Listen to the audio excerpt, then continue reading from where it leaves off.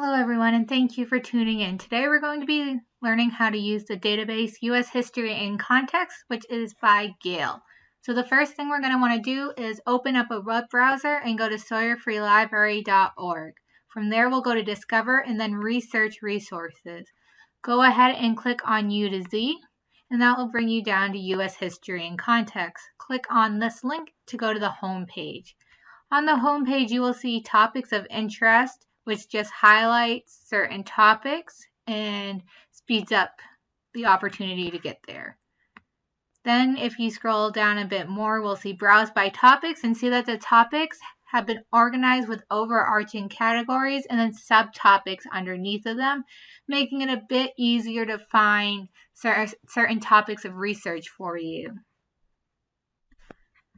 At the top, we also have Browse by Topics. Those aren't organized by overarching topics and are individual.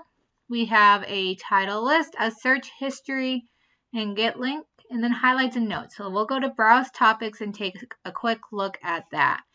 Here you can see that each one is individual, and you can see that some of them say updated next to it, and that is just letting you know that new information has been added to those topics.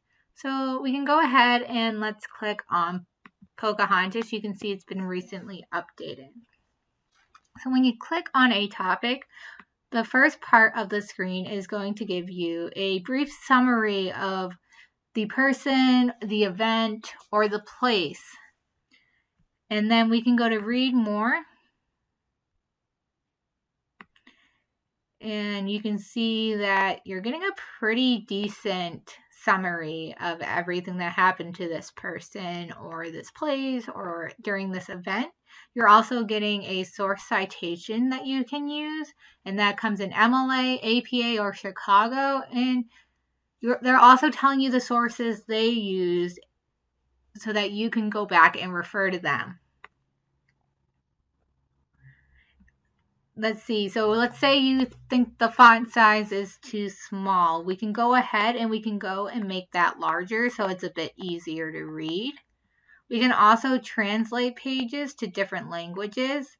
So we could do German. And you can see now that the page is in German. So let's scroll back up a little bit. And I am going to cancel this.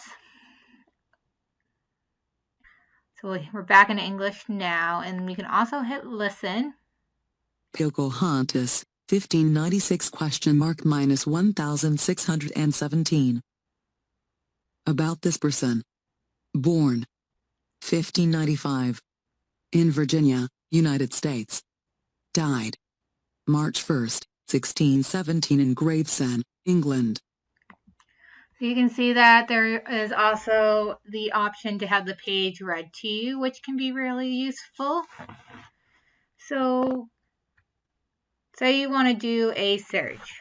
We can go up to the search bar and we can type in Blackburn and then Howard, and that will show us what comes up. You can see here we're getting 4 magazines and in a news article.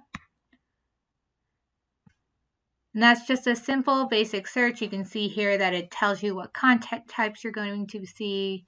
You can filter by publication date. So say you needed something from, let's say, 2010 to today, and we can see if anything is in those parameters. So we'll hit apply.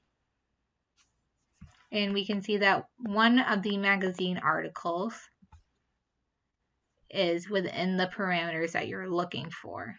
So another thing that we can do is we can do an advanced search. So in the advanced search, what we'll do is we will search Homer Winslow. We're going to put him as a person by or about, and then we're going to change this to or, and we're going to put Gloucester,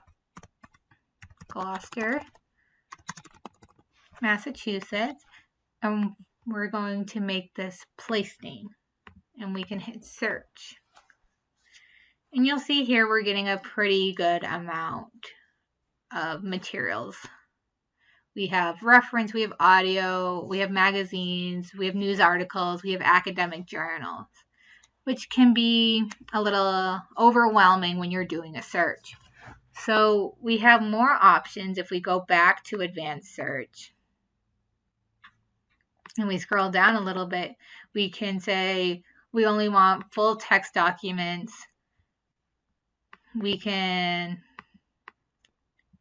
pick which document types we want. And we can also do content level. So content level, and Gale has a really good document that explains the different levels, is that it's broken up by reading level. So level 5 is high school or above, level 4 is middle school, and so on and so forth. So we'll go level 5 for this one. So this makes it really good for teachers and students who want to stay in a particular reading level, as it's going to limit what type of materials are discovered within the search. So say you need to have articles within the last 2 years. So we can go January 1st, 2018, and then we'll go to today's date, and we'll hit apply.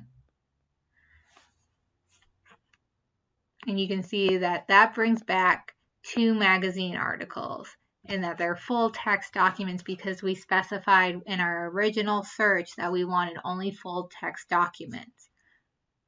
So if we go up here, you can see that you can search your history, and this is really good if at some point you discover that the searches aren't bringing up what you need in terms of materials, but you remember one of your searches had brought up some of that information that you needed. So you can go back and see what searches you did and go ahead and click on them. And you'll see now we've gone back to the original search, which had all the materials in. And then we can also get the link, which will allow you to go directly back to this page, if that's an easier way for you to remember your searches. So that's pretty much how to use this particular database. It's pretty straightforward, which is really nice. And the great thing is Gale also has a science in context, a research in context, world history in context, global issues in context, and biography in context, which is all available through the Sawyer Free Library. So you can go ahead and check those out, and it's the same format, so searching is the same. The home page is very similar, so they're very easy to use and interact with. If you find you have any questions while using this database, please feel free to reach out to us at info@sawyerfreelibrary.org, and someone will get back to you with answers to your questions. Thank you for tuning in, and I hope you have a great day.